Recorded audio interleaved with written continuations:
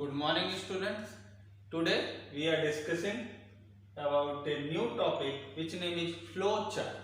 Flow का हिंदी में मतलब होता है बहना। यहाँ पे ये फ्लो का मतलब हुआ बहना और चार्ट का मतलब आप सब लोगों को आइडिया ग्राफिकल रिप्रेजेंटेशन, किसी भी पर्टिकुलर कॉन्सेप्ट को चित्र के माध्यम से, ग्राफिक्स के माध्यम से रिप्रेजेंट कर सकते हैं यूजिंग विद चार्ट। तो बहना क्या कहता है इस केस में गाइस, किसी भी पर्टिकुलर टास्क का, किसी भी पर्टिकुलर प्रोग्राम का, किसी भी टास्क का, प्रोग्राम का या किसी भी वर्किंग के फ्लो को, वर्किंग फ्लो यानी किस डायरेक्शन में आपका काम हो रहा है, उस पर्टिकुलर टास्क के, उस वर्किंग के, उस कार्य के फ्लो को, उसकी वर्किंग को, उसके कार्य करने के तरीके को रिप्रेजेंट करने का तरीका क्या कहलाएगा, आपका फ्लो चार्ट। ये चार्ट रिप्रेजेंट करेगा कि आपकी कोई भी वर्किंग किस डायरेक्शन में हो रही है और कैसे परफॉर्म हो रही है, उस वर्किंग के होने के तरीके को, वर्किंग के परफॉर्म होने के तरीके को। कुछ डिफिनीशन ऐसा लिख सकते हैं, flow chart is a graphical representation of working of any task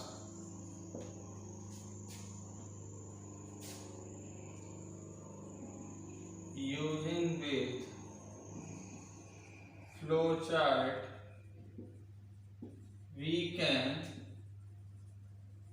understand about the flow of working. Flow यानी कार्य का होने को, कार्य किस डायरेक्शन में हो रहा है, कैसे हो रहा है, उस कार्य की पूरी सिस्टम को, उसकी पूरी पद्धति को आप समझ सकते हो using with flow chart. So guys, flow chart का कुछ ऐसा डिफिनीशन, ग्राफिकल रिप्रेजेंटेशन है किसी भी टास्क की वर्किंग को अगर आप चित्र के माध्यम से, ग्राफिक्स के माध्यम से रिप्रेजेंट करना चाहो तो उसके लिए आप किसका यूज करोगे, फ्लो चार्ट का। ये हुआ आपका फ्लो चार्ट। देन देखते हैं किसी भी पर्टिकुलर फ्लो चार्ट को बनाने के लिए आपको किसका यूज करना है, सिंबल्स का। So flow chart preparing symbols, that means वो पर्टिकुलर सिंबल्स जिनका यूज करके आप किसी भी फ्लो चार्ट को प्रिपेयर कर सकते हो, किसी भी फ्लो चार्ट को बनाते हो। सबसे पहला सिंबल, इसी सिंबल को आप क्या बोलते हो, टर्मिनल। टर्मिनल क्या रिप्रेजेंट करता है, स्टार्ट और स्टॉप। किसी भी पर्टिकुलर फ्लो चार्ट की स्टार्टिंग को या उसके स्टॉप होने को, स्टार्टिंग यानी शुरुआत होना और स्टॉप यानी एंड होना, किसी भी फ्लो चार्ट की स्टार्टिंग और उसकी एंडिंग को रिप्रेजेंट कर सकते हो आप टर्मिनल सिंबल का यूज करके। देन सेकंड, टर्मिनल के जस्ट बाद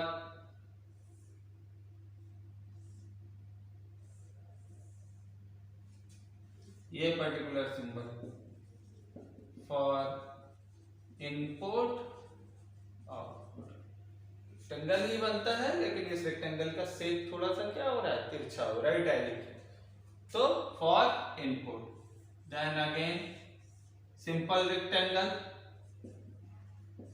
फॉर प्रोसेस डिक्लेरेशन, किसी भी प्रोसेस को डिक्लेयर करने के लिए normal rectangle. Then guys flow line, किसी भी वर्किंग को रिप्रेजेंट करने के लिए एक बॉक्स को, एक टर्मिनल को, एक सिंबल को दूसरे सिंबल से आप लिंक करोगे, उसके लिए आप यूज करोगे फ्लो लाइन का। Then process declaration, input output box, ये चार सिंबल हमने देख लिए। इसके बाद इसको इरेज कर देते हैं ऊपर का।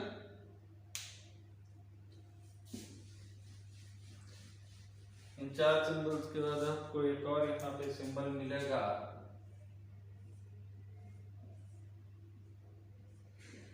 सिंबल को नाम देंगे डिसीजन बॉक्स।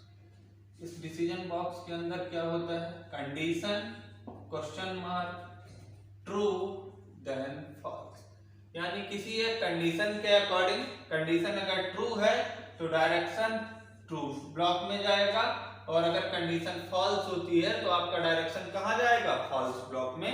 ये भी एक सिंपल सा टूल है जिसका यूज आप फ्लो चार्ट में करोगे। देन इसके अलावा एक और सिंपल सर्किल, इसको आप यूज करते हो कनेक्टर सिंबल, कनेक्टर यानी जोड़ने वाला। अगर आपको ऐसी रिक्वायरमेंट आती है कि 2 और मोर देन 2 फ्लो चार्ट्स को आपको आपस में ऐड करना है, जोड़ना है अपनी रिक्वायरमेंट के अकॉर्डिंग, सो आप इस कनेक्टर सिंबल का यूज करके मल्टीपल फ्लो चार्ट्स को आपस में एक दूसरे से कनेक्ट कर सकते हो।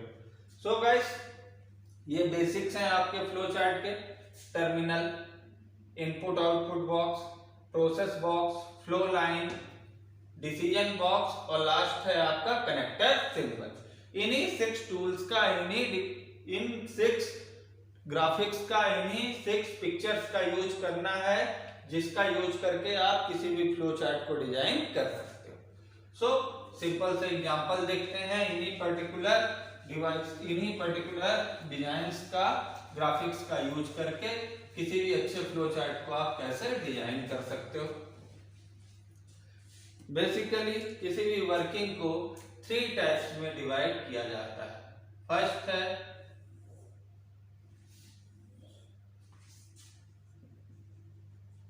स्ट्रक्चरल वर्किंग, सेकंड है ब्रांचिंग और थर्ड है लूपिंग।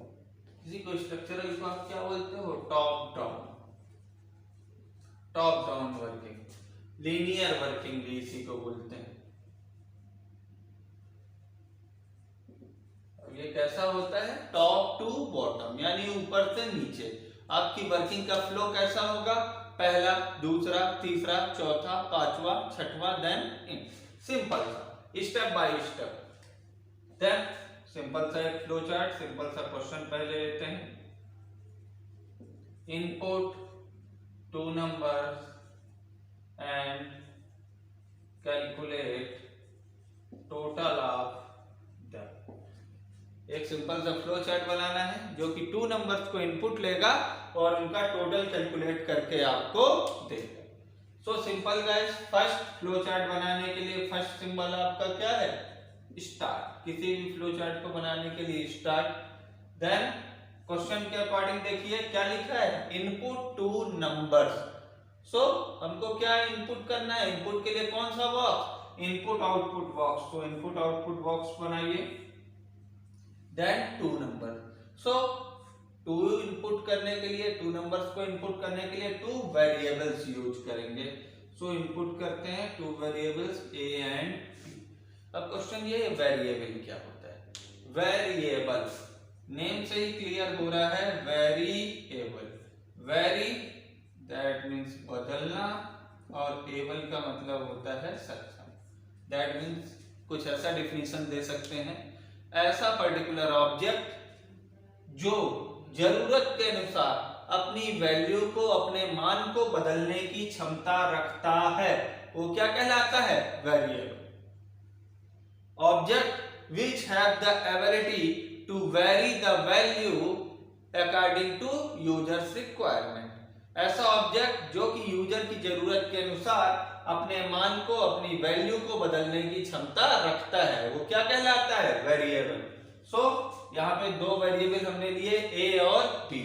ए और बी लिए, दैट मीन्स ये ए और बी की वैल्यू को हम अपनी जरूरत के अनुसार जब भी बदलना चाहें बदल सकते हैं।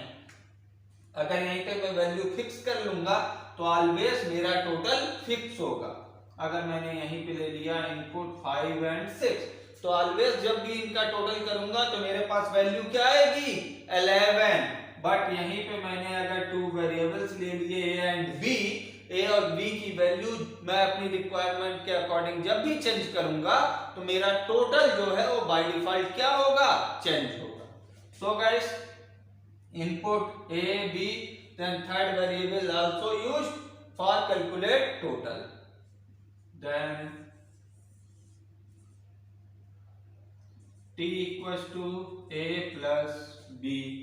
देन अगर वैल्यूज को प्रिंट करना है तो इनपुट के लिए जो बॉक्स यूज किए थे वही बॉक्स आउटपुट के लिए, बिकॉज आपने देखा है इनपुट आउटपुट बॉक्स, सो इनपुट के लिए यूज किए, देन अगेन वही बॉक्स किसके लिए यूज किए, आउटपुट के लिए। आउटपुट के बाद यहाँ पे आपने क्या किया, स्टार्ट किए थे, ये स्टॉप किए। ये हमारा फ्लो चार्ट क्लियर हुआ। फिर से एक बार समझते हैं फ्लो चार्ट को। फर्स्ट स्टार्ट किया, input 2 numbers and calculate total, 2 number input करके उनका टोटल करना था गाइस। फर्स्ट स्टार्ट किए, स्टार्ट के बाद क्वेश्चन के अकॉर्डिंग हमने क्या किया, 2 नंबर्स को इनपुट लिया। चलिए लेते हैं 2 नंबर्स को हमने इनपुट लिया। 2 नंबर्स कौन कौन से, ए और बी। तीसरा एक और नंबर इनपुट लिया टी। टी को क्यों लिए हैं, बिकॉज ए और बी का जब टोटल आप स्टोर करोगे, ए और बी का टोटल करोगे तो उसको किसी एक प्लेस पे रखोगे, वो प्लेस के लिए हमने क्या यूज किया है, टी नेम का वेरिएबल। देन प्रोसेस बॉक्स में आए, ए और बी के टोटल को हमने कहां स्टोर किया है, टी में। देन टी की वैल्यू को प्रिंट, क्योंकि आउटपुट को हमको देखना भी है तो टी की वैल्यू को हमने क्या किया, प्रिंट किया। देन यहां से स्टॉप। ये हमारा सिंपल सा प्रोग्राम जो कि लीनियर वर्किंग या स्ट्रक्चर बेस्ड प्रोग्रामिंग के ऊपर बेस्ड है। दैट मींस वर्किंग कैसे हो रही है, step by step. First step 1, then step 2, then step 3, step 4 and finally step 5, 1 by 1। Directly ऐसी कंडीशन नहीं आ रही कि 1 के बाद 4 में जा रहा है या 1 के बाद 5 में जा रहा है। टॉप डाउन, ऊपर से लेके नीचे की ओर वर्किंग क्या हो रही है, फ्लो हो रही है। ये है first kind of flow chart, पहले प्रकार का फ्लो चार्ट। इसी पर्टिकुलर पहले प्रकार के फ्लो चार्ट में कई तरह के प्रोग्राम आते हैं, बेसिक प्रोग्राम्स हैं, जिसके एग्जांपल, जिसकी एक वर्कशीट मैं आप लोगों को प्रोवाइड करूंगा। सेकंड आते हैं गाइस ब्रांचिंग। होता क्या है ब्रांचिंग, सबसे पहला नंबर ब्रांचिंग को समझते हैं। ब्रांचिंग का मतलब एक स्टेम है और वो मल्टीपल 2 साइड्स में डिवाइड हुआ तो इसको क्या बोलते हैं, ब्रांच। शाखाएं टूटती हैं तो इसका कंडीशन भी हमने अभी पहले देखा था। कंडीशन है question mark, true block then false block. That means system 2 branches में डिवाइड हो रहा है। कैसे, किसी एक कंडीशन के आधार पे, किसी एक कंडीशन के आधार पे आपकी वर्किंग 2 अलग अलग डायरेक्शन में मूव कर सकती है। इसके लिए भी एक सिंपल सा एग्जांपल लेते हैं और इसको प्रूफ करते हैं। Input a number and check is this positive or negative। then कैसे डिसाइड करोगे गाइस कोई पर्टिकुलर नंबर पॉजिटिव है या नेगेटिव? सो सिंपली 0 और ग्रेटर देन 0, 0 या 0 से बड़ा। 0 को भी हम पॉजिटिव मान लेते हैं। 0 या 0 से बड़ी संख्या हुई तो उसको क्या मान लेंगे, पॉजिटिव धनात्मक। और 0 से छोटी हुई तो उसको क्या मान लेते हैं, निगेटिव या ऋणात्मक। चलिए इस प्रोग्राम को सॉल्व करते हैं। फर्स्ट स्टार्ट के बाद इनपुट आउटपुट बॉक्स, वैल्यू को इनपुट लेना है। इनपुट लिया हमने एक वेरिएबल, इनपुट हमने वेरिएबल क्या लिया, x। चलिए आगे आते हैं, अब इसे चेक करेंगे। कंडीशन दिया इफ, यदि x बड़ा या बराबर हो 0 के, यानी जो वैल्यू हमने x की इनपुट ली है, अगर x की वैल्यू बड़ी, ये बड़े का सिंबल है, बड़ी या बराबर है किसके, 0 के, और ये कंडीशन क्या है, सही है। अगर ऐसा सही होता है यानी जो वैल्यू आपने इनपुट की है वो वैल्यू बड़ी या बराबर है किसके, 0 के, तो इस केस में हम क्या प्रिंट करेंगे, पॉजिटिव, नो। और अगर ऐसा नहीं होता है, दैट मीन्स जो वैल्यू आपने इनपुट की है वो पर्टिकुलर वैल्यू 0 से बड़ी या 0 के बराबर नहीं है, तो उस केस में हम क्या प्रिंट करेंगे, निगेटिव। फिर से एक बार ध्यान से देखेंगे इसको, बहुत सिंपल सा लॉजिक है गाइस। स्टार्ट किया, एक वैल्यू को इनपुट लिया मैंने x। अब मैं लॉजिकली सोचता हूं कि भैया x अगर निगेटिव है या पॉजिटिव है मैं कैसे पता करूंगा, तो इसके लिए मैंने अपना दिमाग लगाया, लॉजिक लगाया, मैंने चेक किया यदि x की वैल्यू बड़ी या बराबर है 0 के तो इस केस में कंडीशन सही है, यानी जो मैंने बोला कि x की वैल्यू बड़ी या बराबर है 0 के, ये कंडीशन सही हो गई तो मैंने क्या प्रिंट कर दिया, पॉजिटिव। और अगर मैंने ये जो कंडीशन बोली, जो कंडीशन मैंने लिखी, ये कंडीशन फॉल्स हो रही है, गलत हो रही है, तो मैंने क्या प्रिंट कर दिया, निगेटिव। पॉजिटिव होने के बाद भी आगे आया और स्टॉप हो गया, निगेटिव होने के बाद भी आगे आया और स्टॉप हो गया। दोनों कंडीशन एक साथ कभी भी एग्जीक्यूट नहीं होंगी, यानी या तो कंडीशन निगेटिव होगी या तो कंडीशन पॉजिटिव होगी, या तो ये कंडीशन यस होगा या तो ये कंडीशन नो होगा। कई जगह यस या नो की जगह आपको ट्रू या फॉल्स लिखा हुआ भी मिलेगा, दैट मीन्स ट्रू या फॉल्स लिखिए, यस या नो लिखिए। ये हुआ आपका ब्रांचिंग का सिंपल सा प्रोग्राम। देन थर्ड है लूपिंग। अब इस कॉन्सेप्ट को भी देखते हैं, लूपिंग होता क्या है। लूपिंग के अंतर्गत और सिंपल सा लॉजिक, कंडीशन एस हो गई, एस होने पर ये पर्टिकुलर थिंग बार बार होती है और बार बार आप ऊपर टास्क में जाते। कब तक, जब तक आपका कंडीशन एस हुई और बार बार आप अपने ऊपर की वर्किंग में जा रहे हो और बार बार आपका टास्क परफॉर्म होता है। और जैसे ही कंडीशन नो हुई, यहां से आके आप क्या हो जाओगे, स्टॉप। यानी किसी एक कंडीशन के आधार पे किसी एक काम को बार बार लगातार करना, ये सिंपल है। दैट मीन्स लूपिंग के कॉन्सेप्ट को ही कुछ ऐसा इंट्रोड्यूस करते हैं।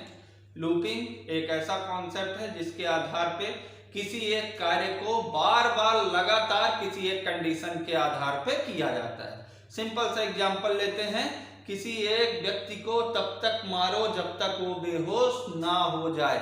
सिंपल सा टास्क है गाइस। टास्क क्या है, मारना, और कंडीशन क्या है, बेहोश होना। आपने मारा, चेक किया, बेहोश हुआ, नहीं हुआ, फिर मारा, चेक किया, बेहोश हुआ, नहीं हुआ, फिर मारा, फिर मारा। कब तक मारोगे, जब तक बेहोश ना हो जाए, और जैसे ही बेहोश हुआ आपका टास्क एंड। यही कॉन्सेप्ट क्या कहलाता है, looping. That means to perform any particular task according to any condition. किसी एक टास्क को, किसी एक काम को, किसी एक वर्क को तब तक करना है जब तक आपकी कंडीशन सही ना हो जाए। सिंपल। इसका एक सिंपल सा एग्जांपल लेके देखते हैं। प्रिंट 1 to 10 काउंटिंग, 1 से 10 तक गिनती। 1 से 10 तक गिनती हमको यहाँ पे प्रिंट करना है। चलिए आते हैं कैसे गिनती प्रिंट होगी। सबसे पहले स्टार्ट करिए। स्टार्ट करने के बाद सिंपल, सबसे पहला एलिमेंट बताइए तो आप लोग। 1 से 10 तक गिनती में सबसे पहला एलिमेंट क्या होगा, पहली संख्या क्या होगी, 1 होगी। बिल्कुल, very good. Then input a equal to 1, पहला एलिमेंट 1 होगा, चेक किया हमने। अब यहाँ पे आते हैं, कंडीशन हमने चेक की, if a smaller or equal 10, then जब तक a की वैल्यू छोटी या बराबर है किसके, 10।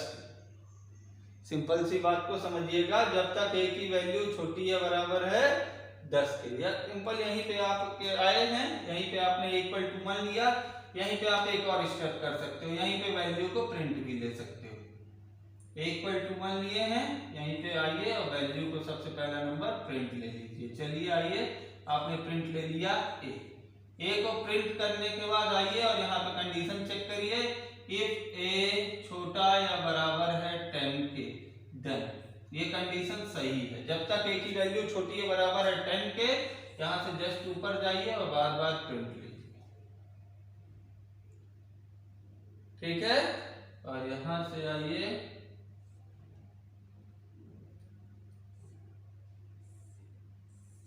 और यहां पे क्या करेंगे, stop. A equal to print A लिए हैं, और प्रिंट ए के बाद इसी जस्ट वर्किंग के बाद एक और प्रोसेस बॉक्स लगेगी, ए इक्वल टू ए प्लस 1, और इसके बाद आके ये वर्किंग यहां से फ्लो। कंफ्यूज मत होइएगा, इसको मैं दोबारा एक बार फिर से बना देता हूं। दैट मीन्स ये फ्लो का बीच की वर्किंग छूटी हुई थी, इसको मैं ऊपर के डायग्राम को मिटा रहा हूं। इसको चलिए पूरा ही मिटा देते हैं, नए सिरे से बना देते हैं, बिकॉज ये थोड़ा सा स्पेस कम हो गया तो आप लोगों के मन में डाउट आएगा।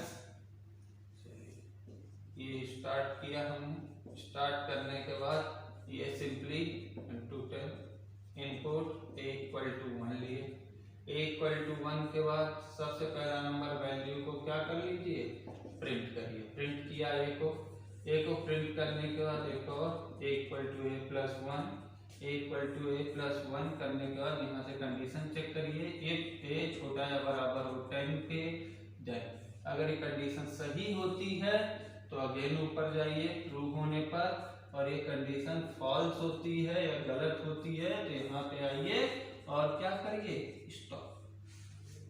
अब इसको समझते हैं कि ये वर्किंग कैसे परफॉर्म हो रही है। समझिए, स्टार्ट हुआ, स्टार्ट होने के बाद 1 to 10 काउंटिंग प्रिंट करनी थी ना क्वेश्चन में, उसको हमने लिख लिया। तो फर्स्ट एलिमेंट क्या होगा 1 to 10 काउंटिंग का, 1, सिंपल सा लिखा हमने। देन a की वैल्यू को हमने क्या किया, प्रिंट किया। तो फर्स्टली क्या वैल्यू प्रिंट हुई, 1 प्रिंट हो गया। 1 प्रिंट होने के बाद हमने क्या किया, a प्लस 1, a की वैल्यू जहां 1 थी अब प्लस 1 हो गया तो वैल्यू क्या हो गई 2 होने के बाद हमने यहाँ कंडीशन चेक किया, इफ 2 स्मॉलर देन 10, कंडीशन सही है, 2 क्या है, स्मॉलर देन 10 है, छोटा है 10 से। फिर ये ट्रू हुआ, ऊपर गया और अब क्या प्रिंट किया, 2 प्रिंट करने के बाद फिर प्लस 1 हुआ, वैल्यू क्या हुई 3 को भी चेक किया, 3 भी स्मॉलर देन 10 है, फिर ट्रू हुआ, ऊपर गया 3 को प्रिंट किया, फिर प्लस 1 किया, 4 किया, फिर 4 भी चेक किया, 4 भी स्मॉलर है, फिर कंडीशन ट्रू हुई, ऊपर गया 4 को प्रिंट किया, 5 को, 6 को, 7 को, 8 को, 9 को, देन फाइनली जब 10 वैल्यू आई तो 10 इक्वल टू 10, ये भी कंडीशन एक बार ट्रू हुई, फिर ऊपर गया वैल्यू को क्या किया 10 किया, 10 को प्रिंट भी किया, 10 करने के बाद यहाँ पे प्लस 1 किया, वैल्यू क्या हुई 11। जैसे ही यहाँ से वैल्यू 11 हुई, ये कंडीशन यहाँ से क्या होती है, फॉल्स होती है, और फॉल्स होते ही आके क्या किया, स्टॉप। सो फाइनली हमको यहाँ पे रिजल्ट मिल गया 1 2 3 4 5 6 7 8 9 एंड 10, क्योंकि जैसे ही वैल्यू एक ही बढ़ के 11 हुई, आप कहाँ गए, फॉल्स में आए, और आपने यहाँ से प्रोग्राम को क्या कर दिया, स्टॉप कर दिया। सो फाइनली गाइस, यहाँ पे फर्स्ट लीनियर प्रोग्रामिंग या top down programming, first kind of या स्ट्रक्चर प्रोग्रामिंग इसी को बोलते हैं, ये फर्स्ट टाइप है, पहला प्रकार है आपके फ्लो चार्ट का। ब्रांचिंग, ये दूसरा प्रकार है आपके फ्लो चार्ट का, और तीसरे को आप बोलते हो लूपिंग और आइटरेशन। लूपिंग या लूपिंग को ही आप लोग बोलते हो आइटरेशन। तो लूपिंग या आइटरेशन स्टेटमेंट है, ये भी आप लोगों ने फ्लो चार्ट में समझ लिया, देख लिया।